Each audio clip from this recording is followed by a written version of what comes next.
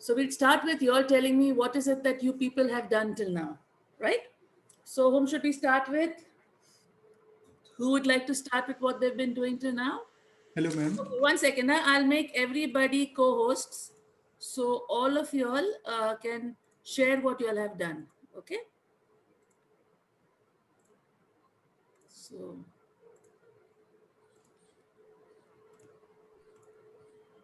yeah. So Ma'am, my let's voice. start with everyone. And who wants to start? You can start telling me what you've been doing. You can share your screen, show me your plots. Let's see what you've been doing.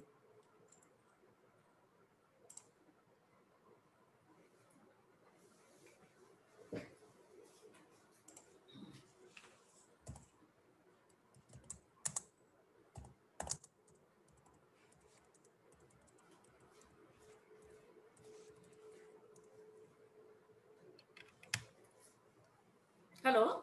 So who would like to start? Ritika, would you want to start? Hello, ma'am. My voice is audible. Yeah, I can hear you. Yeah, continue. Yeah. Uh, yes, ma'am. I want to show you, ma'am, the things I have done. Yeah. So please share your screen. You have permissions, right? So share your screen. Yes, ma'am.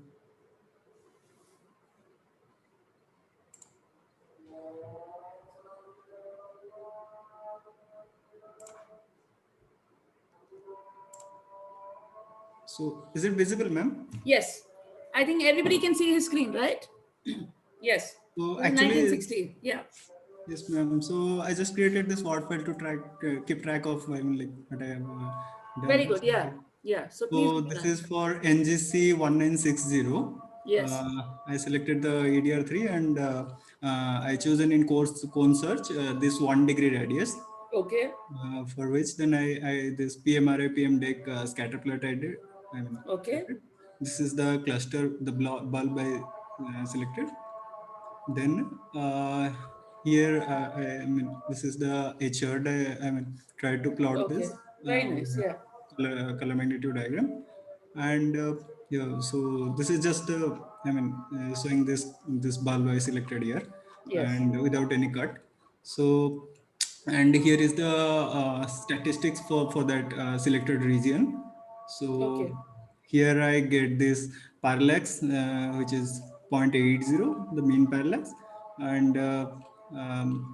and I just converted it by 1,000 by dividing it Yeah, yeah. 1,000. But see, Chiranjeev, you did the PM plot, but you should also make a cut on parallax. So if Yes, you ma'am, I scroll did back, it. where is your parallax cut?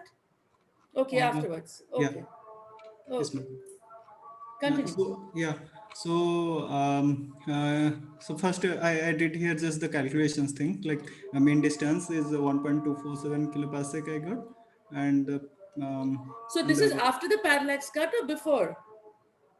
okay, this is before, ma'am. No, so you should do it afterwards because you still have contamination in this, right? Yes, yes, They ma'am. are still wrong members. So your mean value will come wrong depending upon what are the contaminants you have, right? So you Mm, should make the cutoff, right? You okay, need ma'am. to check on parallax and after that with the cleaned value. Because see, you can imagine, right, that if you have some foreground or background stars which you've added in, Mm-hmm. right? So Yes, supposing yes, your cluster is now at 1,000 parsecs, right? But you yes, have a ma'am. foreground stars at 200 parsec and you have a background star somewhere else, right? Your obviously your mean value will go. So you have to do that after you do the parallax cut, not before. Yes, yes, Okay. ma'am. So I will do it again. Yeah. Okay. Okay. Continue. Continue. So yeah, that's Yeah, okay. this is the histogram And that plot. is why when you see your color magnitude diagram, can you Yes, just scroll to your color magnitude diagram? yeah. Yeah. See these things which are under the main sequence, these Mhm. stars are most probably not members. So if Yes, you do your ma'am. parallax cut, then Yes. those stars will go, most Yes, probably. ma'am. Okay. So that clearly shows that there's a contamination in your sample because Yes, of that.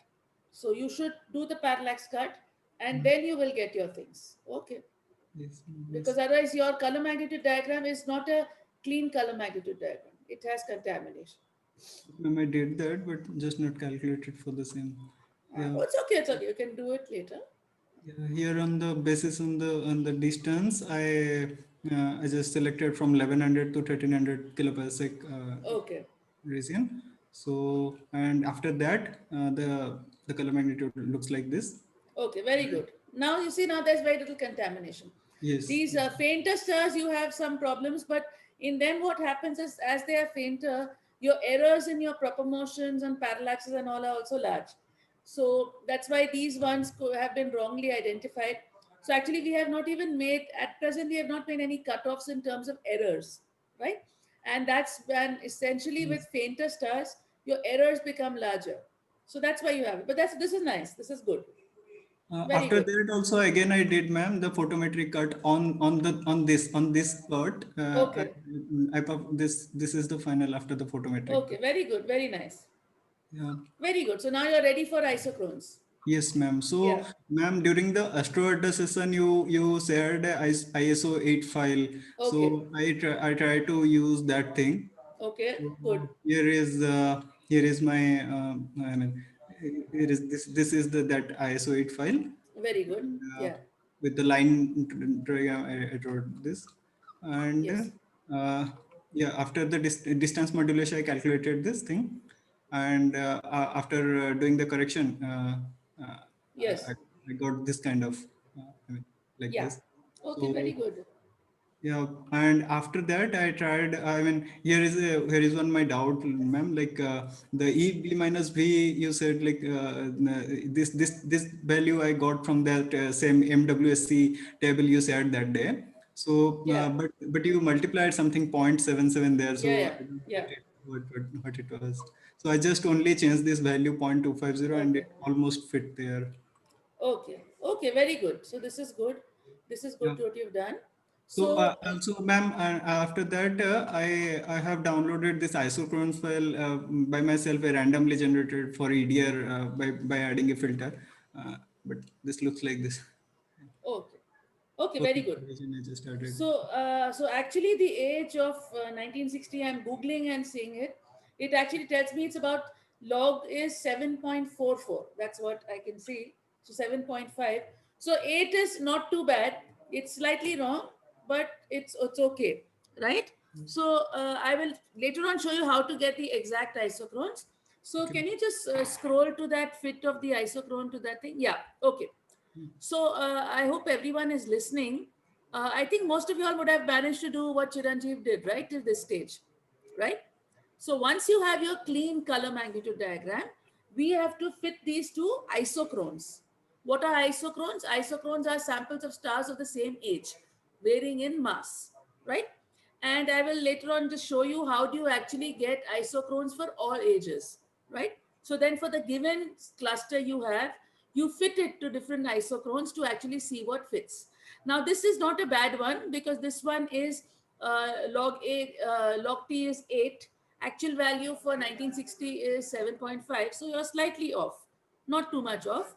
So that's why you can see that you can adjust these. Now what are you basically getting by the adjustment? Look at this figure which you have over here. You have to see that he has basically Chiranjeev, go to the previous image, the previous one. Yes. This one, ma'am. No, the earlier one. Yeah, this one. So now here what you can see is that when you take the isochrones, right, and you have your cluster, you can see that they don't exactly overlap, right? And why don't they overlap? Because the isochrone is in absolute magnitudes, while the cluster you are observing is in apparent magnitudes, right? And therefore, there are two shifts which you require to make the cluster fit with the isochrone. One is a vertical shift, right, which will be apparent minus absolute, is what we call distance modulus. Okay, so that is that distance modulus. Okay, and the other one is a x shift, and the x shift comes by something called reddening. Okay, so the first simplest shift that you have to do is the shift to get the distance modulus, which you can see he's done in this next figure, where you vertically shift your sample, right? So what you do, this is the main plus point of studying clusters, that in clusters, because you have a sample of stars, right? If you do it for a field star, to measure the distance to a field star is comparatively tough. Now with Gaia, it's easier, but earlier it meant that you had to do some kind of parallax measurement, right? And earlier parallax measurements were not so sensitive, not so good. But now Gaia is giving you at the milli arc second level, right? Parallax values. So what you have to do is, this is the distance modulus, right? Which is 5 log d minus 5, right? So what you basically have to do is you have to shift your photometry, that is your G magnitude, whatever is on your y-axis. You have to shift that appropriately so that both the curves which coincide, right? And that what coincides is what is called the distance modulus. And from that distance modulus, from that shift, you can actually get. So you can see he's written distance modulus calculation. He's written 5 into log 1247 minus 5 is equal to 10.47. So the shift is actually 10.47 magnitudes in the y-axis, right? So if you shift the cluster stars by 10.47 on the y-axis, they overlap with the isochrone. And from that, you can find out the value of the distance of the cluster. So the distance of this cluster now from this formula, if you have 10.47 is your distance modulus, then you can find out the distance to the cluster is 1247 parsecs. Okay, in this you will get your distance in parsecs by shifting it by on the y-axis, right? On the x-axis, you can see that these things do not overlap. And they don't overlap because there's another thing about clusters which is called reddening, right? What is reddening? Reddening is that when the light comes from a star, right, it gets absorbed by interstellar dust, right? And what it does is that it re-emits at a longer wavelength, right? So ideally speaking, the pink stars or the magenta stars should have been more on the left. On the left is bluer, yeah, bluer side, hotter side. Righter is redder, colder. So what happened is the light from all these pink stars which you had actually got absorbed by this dust and it re-emitted in a longer wavelength, due to which all the stars got shifted to the right, which is the pink stars. Actually, they should have been on the position where the blue is, right? And therefore, that shift which you're going to give it, that shift is what is called reddening. And that shift in this case is E of whatever are the colors you've taken on your x-axis. Supposing you've taken BP minus RP, right? That is the blue photometric filter minus the red photometric filter. Then that is E BP minus RV, right? In the MWSC catalog, right? The reddening is given in terms of BV magnitudes. Okay, those are other filters, right? And therefore, what Chiranjeev spoke about was that I had asked them to multiply it by them a certain factor, right? And Yes, that ma'am. factor is nothing but the conversion from EB minus V to BP minus RP, right? Because here we are not doing BV magnitudes, right? Here we are doing Gaia magnitudes, which are BP minus RV. And therefore, the E minus B 0.25 is not right. You have to multiply by that by a factor, which will convert it to what is called reddening in the Gaia bands, okay, which is BP minus RP. So you need to just shift that on the x-axis accordingly. Yeah, your pink ones. And at present, your overlap is not coming so perfectly for the simple reason that your isochrone is slightly wrong, right? So if you choose the right isochrone, it will fit. So if it fits, what you're finally doing is for all the stars in that cluster, you are finding their distance, you are finding the reddening, and you are finding the age. All these stars have a log t equal to 8. Log t equal to 8 is nothing but 100 million years, right? Because it is 10 power 8. So log t equal to 8 is 10 power 8, which is 100 into 10 power 6. That is 100 million years, right? So if you take the right isochrone and you fit them like that, you will get it. So this is what the exercise is, to find out the distance, the reddening, and the age of a given cluster, right? And this project is, like I told you all earlier, it's in two parts. The first one is where you all are doing it with TopCat, where you basically understand the procedure. What is it doing, right? The next step is you repeat this whole thing using Python, right? So as you complete your the project, I want you all to tabulate the values you get for all these 9 clusters which I've given you all, right? I've given you all a sample of 9 clusters. So for all of them, I want you all to tabulate the values you get for all, and we can compare the values that everybody else is also getting. Yeah. So thank you. That's good. That's good, Chiranjeev. You can Uh, stop sharing your screen yes, and ma'am, I just have one doubt, yeah, ma'am. yeah. Tell me. During that velocity calculation, Yeah. I mean, for the transverse velocity, Ah. the formula what I understood is like mu. I mean, proper motion into distance. So I mean, No, nu no, and but you have to also actually read up some material. You have to multiply it into cosine delta function also, right? There is a cosine delta factor also which comes in. okay. And yes, so you have to also use the distance because this proper motion is in arc seconds per year, right? Yes. So now if you want to convert it to kilometers per second, you need to convert it like that too. So that's the next exercise which you have to do is convert your proper motions, RA proper motion deck to proper tangential velocity. The value you've got is not right because you have not put in the cosine delta function. In Okay. your PMRA, you've got to get a cos delta term also. You can have a look at, there's lots of material on the net with which Yes, you can yes, ma'am. actually From find it. internet, I got this formula like 0.21 bracketed mu by d. So Okay, yeah, that's also fine.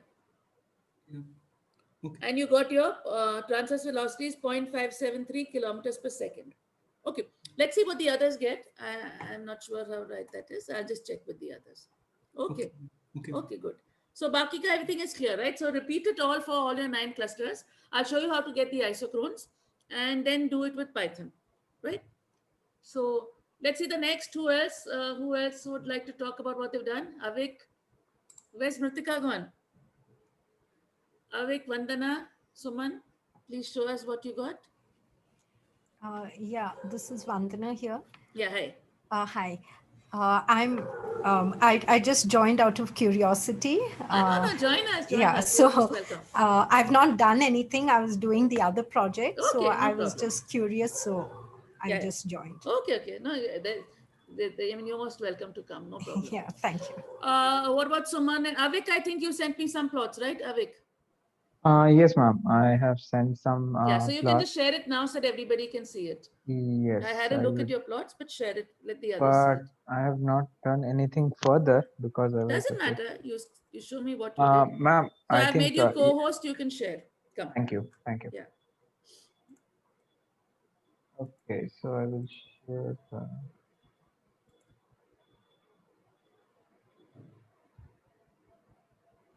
Yeah. So this is uh, this is for 2453, Okay. and I rather than taking it from TopCat, I used ESA Sky Good, good. Very nice. because I prefer some visualization of the data. That's good. No, no, So, that's very good. And actually, visualization helps a lot because specifically your cluster, right? 2453, there's a planetary nebula next to it called 2452. yes, yes. And if you actually Google and look for papers, especially older papers, there was a lot of Confusion. confusion whether 2452 is a part of 2453.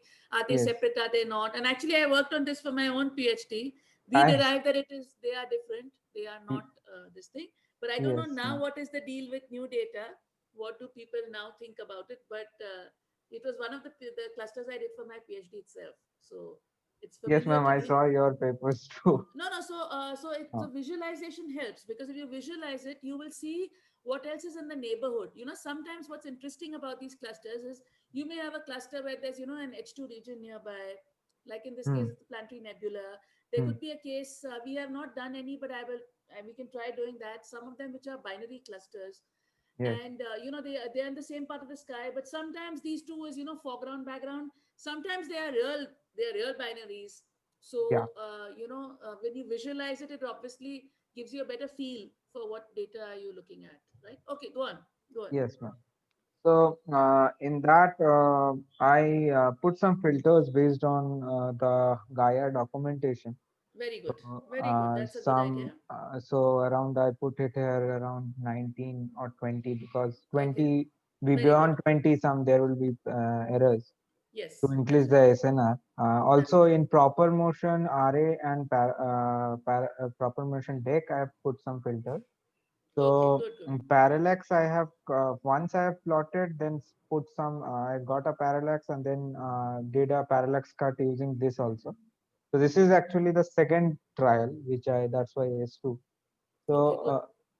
proper motion array, what I did is I took some, which I can visualize from here, is maximum of the Mhm, cluster members where they are. And mhm. then manually by trial and error, I got that these motion would be probable. And in that way, PMRA and PMDEC, I put filters on both of them. And then the Okay. final stars I have got like this. Okay. So then I did a PMRA, PMDEC, and Okay. obviously there were very few stars. And then moving ahead, I did Yeah. a histogram plot. Okay. Now the further from histogram plot, I also did something a sky vector plot to check if there Very are good. Yeah. any other layarounds. So see, you So don't seem to have much contamination. You have lesser stars, but you don't have much yeah, contamination. yeah. Yeah. So Okay, good. that was like I what I tried to do, and then from histogram, this is again a sky plot. So this is a 3D sky plot rather. Then I took out the parallax and I tried it again and again. So I got some parallax back, but I did not go on measuring the distances and all. But Distance from the yeah, parallax, see, one way is you ah, get the distance from, just take 1 upon parallax, but since this is milliarc seconds, you'll take it as 1000 divided by zero point 0.2, right? okay, So okay, then 1000 divided by zero point 0.2 will what? It'll be 10,000 divided by 2, which is yes, 5,000, right? which But is around yeah, but 1,000. let's see in this case, when you look at your parallax, see your error. Your Ah, error is like half of the value, yes, yes, right?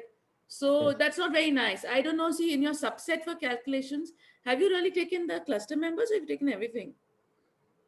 And see, No, just to this show is. you how relevant the thing is which you're working in, even just now I googled for Mhm, 2453 and I saw that in 2019 also there's a paper which says mhm. solving the distance discrepancy for the open cluster 2453, and Ah, very good. These people also got it that 2452 is not a cluster member, which is I told you, which I got 20 years back with my PhD also, that yes. it is not. But the very fact that people are still debating it and are still publishing about it, Mm, right, gives you mm, an idea that people are still not very confident about what it is. So they are saying that very good. See, I can see it in this 2019 paper.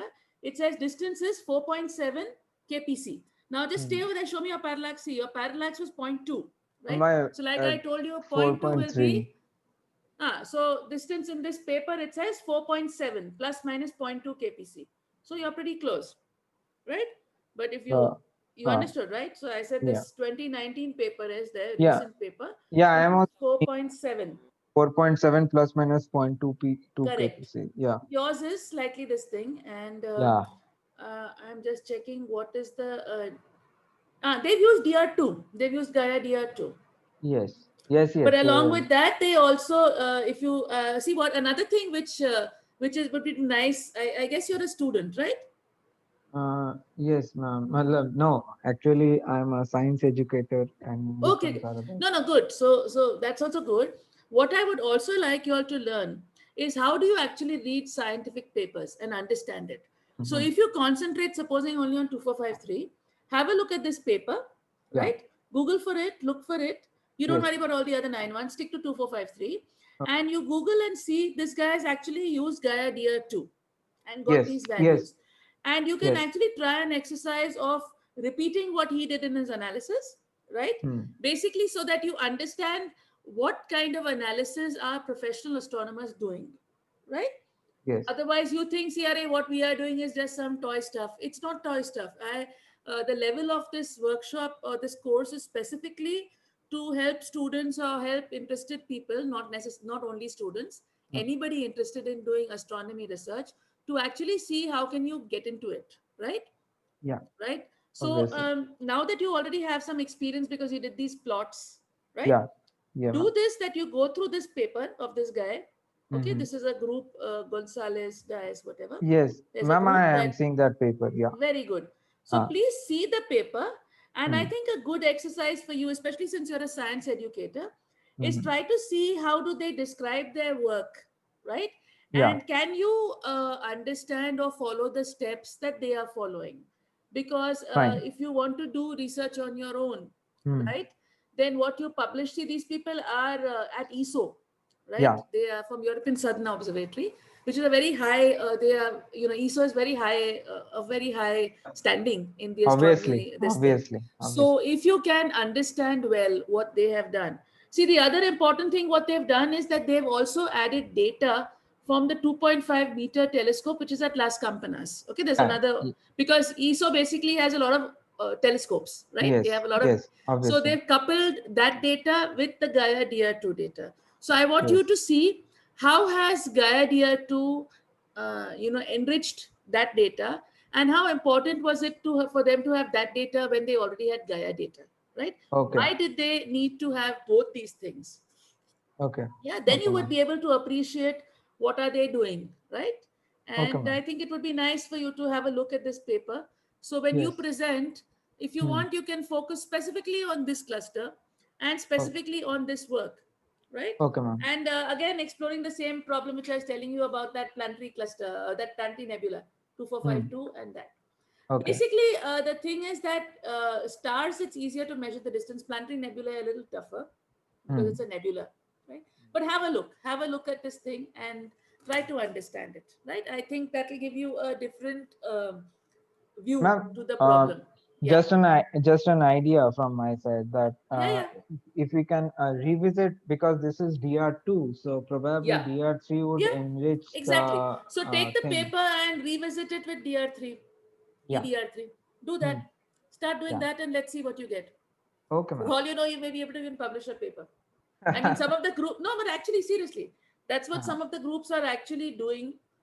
Some of them are saying that they seem to be good. Recently, I had a project student who we actually submitted his paper 2 days back, Oh, and he's a UG student. okay. But I mean, you just have to get into it, Okay. right? Very good. Yeah. So good. Yeah. So try doing that. Yeah, ma'am. Who's this? This other person, 1DS19. Is that Nalini? Ma'am, it's me, Ayush. Okay, Ayush. Sorry. So Ayush, tell me, what have you been Ma'am, up to? I'll Have you got show anything? what I've done. Yeah. Sure, sure. Please share your screen. So Avik, you're done, right? Yeah. Yeah, Yeah, ma'am. you get back to me with whatever you get. Yeah, okay. Surely, ma'am. Surely. Yeah, okay, no problem. Oh, Now we have Ayush. yes, ma'am. Can you see the? Yeah, I can see your desktop. Yes, ma'am. Ma'am, I got this first without the parallax cut. Okay. The yellow one is the main thing which I got after the cut. No, we are only seeing your files, this thing, your, what do you say, file Oh, manager, whatever. ma'am, I'll share the full thing. Yeah, just open it. Open the Yeah. image you are trying to show. Yeah, very Ma'am, nice. So first now I got this. Then the yellow one is the perfect one which I got very after the nice. parallax Very thing. nice. So that is what you have to use for the isochrones and stuff. Yes, Right? ma'am, but I wanted to know this. For isochrones, we'll generate like for 100 million years or 10 million years and like Yeah. that. But Yeah. suppose the age is between, like you said, the age was what Chiranjeevi got was Yeah. he plotted over 8. Yeah. But and supposedly we get isochrone for 7 and 8, but the age Yeah. is somewhere around 7.5. How do we know that? Very good. That's a good question. That's a very good question. So actually what happens is these are done with stellar models, right? So Yes. there's always a certain amount of error, right?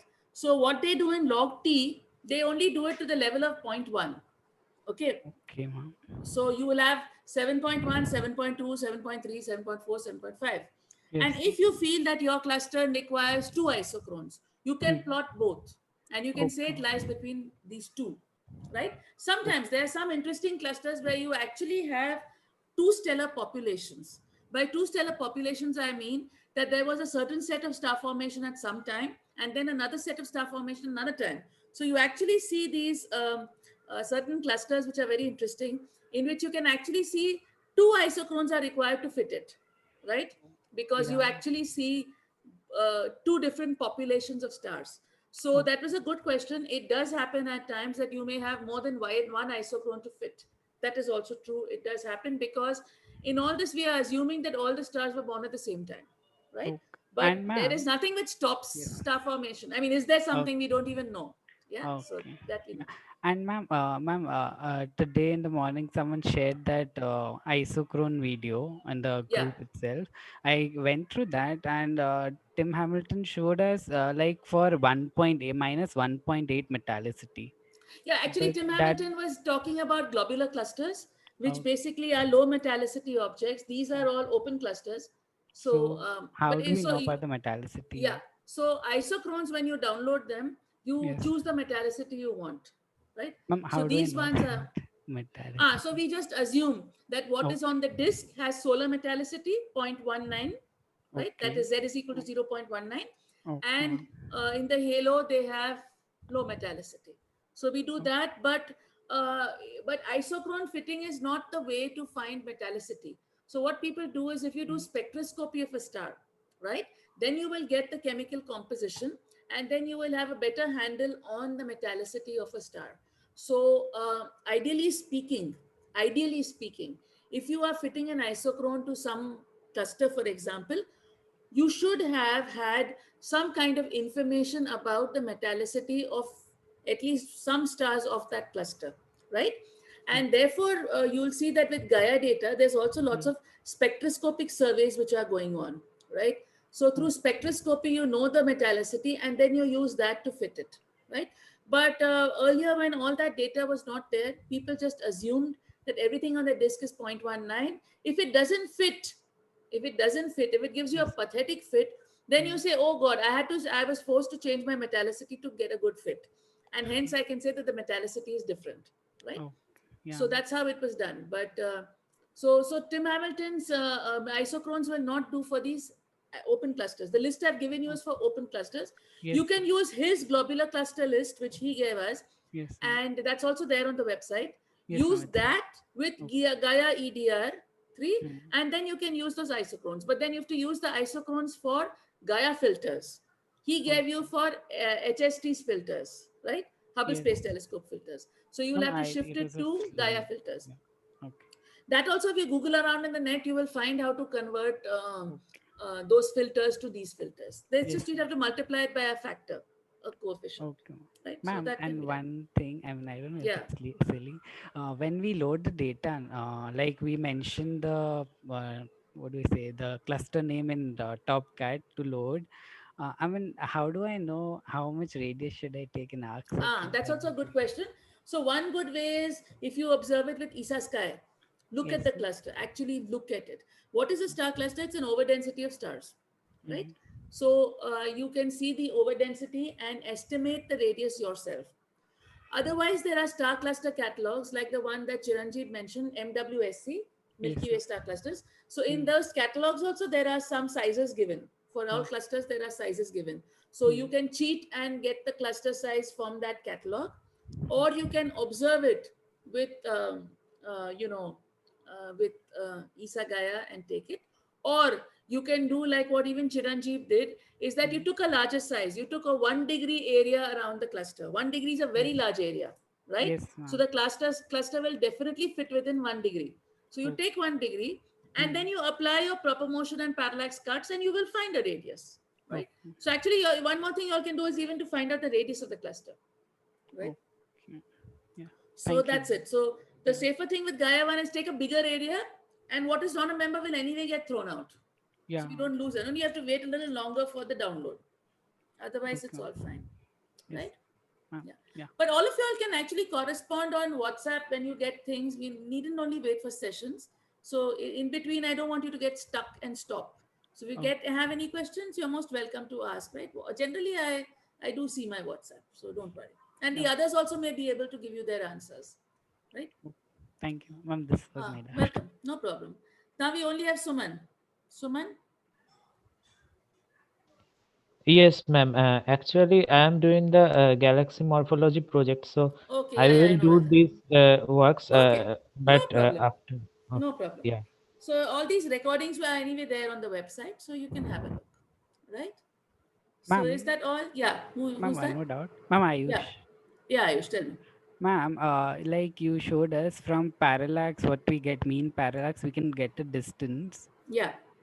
And from plotting the isochrone, we'll again get a distance from the distance modulus. Yes, yes. So is it that it will be exact, or there can No. be a No. So that is the fun of it. There's more than one way of getting the thing. The Hmm. errors involved in isochrone fitting are different from the errors with the parallax, right? So the parallax one, if you're just taking the mean value, it depends on how clean your sample is, right? Yes. In the isochrone one, there could be other effects. So what finally happens is you should get similar values. They should not vary too much. And see, with all the values you get, you also have error bars, right? So if hopefully your values fall within the error bars, right? Errors are also very important to consider. So even if you're taking mean, you have a standard deviation, you have an error. So you know what's the error coming when you're doing your mean, right? Yeah. Similarly, when you're doing isochrone fitting also, you'll be able to see there's a slight, there could be a slight variation. Yes. You can see it can fit for say 10.47, it can fit for 10.3, it can fit for 10.7, right? When you're fitting itself, you can see it is okay. I'm taking the values for 1960, which Chiranjeev showed. He said 10.47, right? But when you're fitting it, you may notice it's working for 10.2 as well as 10.7. So your error is that amount, right? So you can get an error with your isochrone fitting as well as error with this. And ideally speaking, you don't have to have exact values, but they should match within error bars, right? So for example, if one value is 90 plus minus 10, supposing, right? So that tells me 80 to 100. And the other one I'm getting, for example, 95 plus minus 7, right?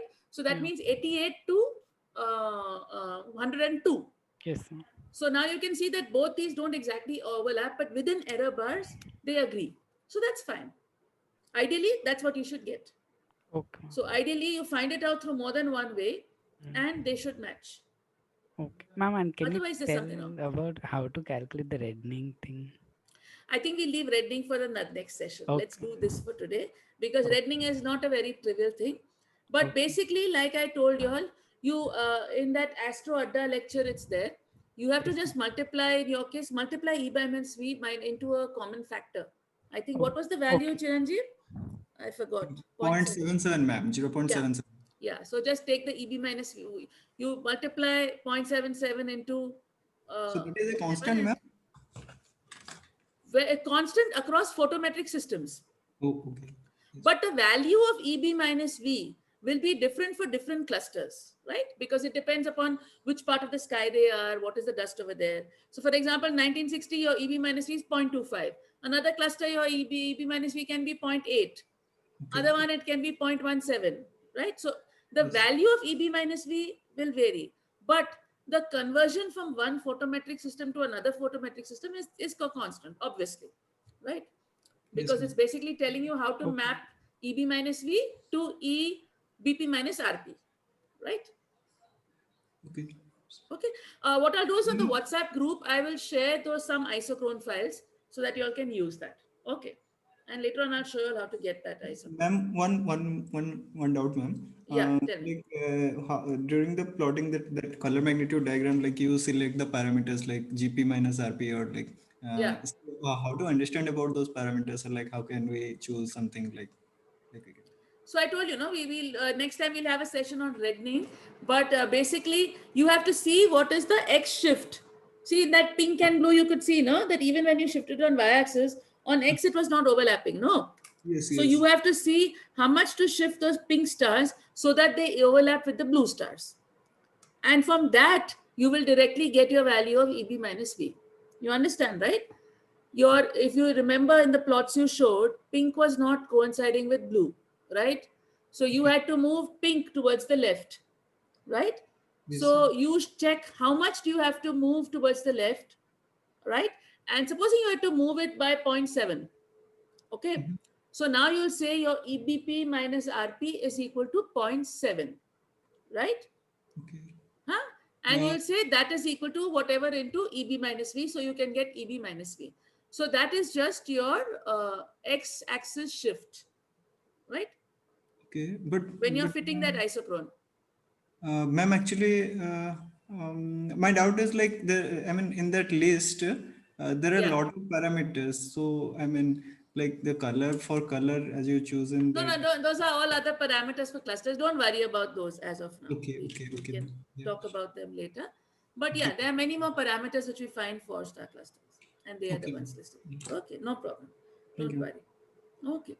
And ma'am, So one more yeah, question. yeah. Tell me. Ma'am, in the that HR diagram, what should I move? Should I move the isochrone or the cluster which I got? No, you move the stars. Okay, Isochrone is an absolute magnitude. You move the okay, stars. okay, You move the cluster. okay, Isochrone is absolute magnitude, so isochrone you don't touch it. Leave okay. it as it is. The model, it is what it should be. If nothing was done to it, if you knew the distance, you knew everything, then isochrone is what it should be. So then you shift it so that it is what it should be, right? Oh, yeah, okay. Okay. Yeah, thank you. If you shift the isochrone, it is as though you're shifting the isochrone to the distance of the cluster. In principle, there's nothing wrong. It's just a relative Yeah, shift, right? value You will shift be A to carried. B or you shift B to A, it's the same thing. Yeah, So in but principle, you can do all, but when you, supposing you plot it in a graph, in a plot, right?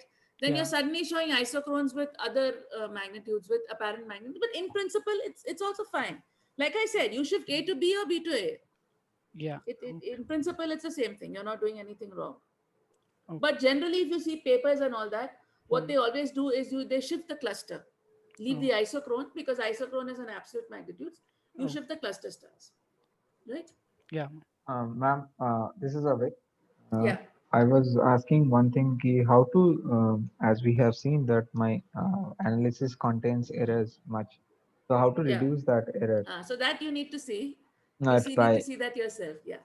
So again that's trial so and like, so erroring. when you're doing it in TopCat, there is Mhm. not so much control you have, right? When you're doing it, say with Python, you can be careful. You can say, oh, see, you in TopCat, you're just Okay. marking the circle around, Yeah. right? Yeah. In That. TopCat, you can actually, you can even put conditions in TopCat also. That's also possible. But Got it. it depends on how well you do it. So it's an art by itself. And So obviously, you have to just play around and see. okay. Okay, ma'am. Okay. I have to change the small circle. Now you have a good big job. Now you're going to run that for EDR3. So try it. Uh, 2453. No, this was for EDR3 itself. I was Okay, you did it with EDR3. Okay, very good. So have a look at that paper I will. and see if you use their things. I mean, see the plots And they have, see what they've done. yeah, and ma'am, another thing, I run a quick search in ADS. Yeah, So after 2008, I think that's your paper. After that, only 2019 paper came up. yeah. So Because that's what now, happened, nah? Because then probably then there was no better estimates. But now since Gaia came up, yeah. they thought it was a good idea to check this out. Right. Okay. Okay. So that's So I will go into that paper yeah. and just Okay, find it. good. And keep Okay, me ma'am. posted. Tell me what's happening. Okay. Surely, ma'am. Surely. I will Okay, keep fine. it posted in WhatsApp or Okay. a mail. Yeah. Let everybody know what's happening. Surely. Okay. Surely. Ma'am. Okay, fine. Chalo. Very good. So Ma'am, we'll stop do now. we Yeah. ma'am, do we have a, Galaxy morphology session this week? I don't know. I'll ask sir, but he'll message you. He'll tell you. Okay. Okay, okay, ma'am. Actually, the Thank you. week is almost over. It's Friday. Yeah, and Saturday, Sunday is there. That's right. Yeah, I'll ask you. In previous sessions, Sarah was saying that most probably we will have a When are session you on having your Wednesday. next morphology class? Acha, he's saying it was fixed for Saturday apparently. Okay, But okay, but yeah. he will ask people on WhatsApp to ask them if they are ready or not. Okay. So Okay, he'll ma'am. message on WhatsApp. Okay. Okay. Okay, chalo. See you then. So keep in touch and we'll plan our session whenever you all want. Okay. Surely. Thank you, ma'am. Okay, see you. Thank Bye-bye. you, ma'am. Bye. Bye. Thank you. Thank Bye. you. Bye. Bye. Bye.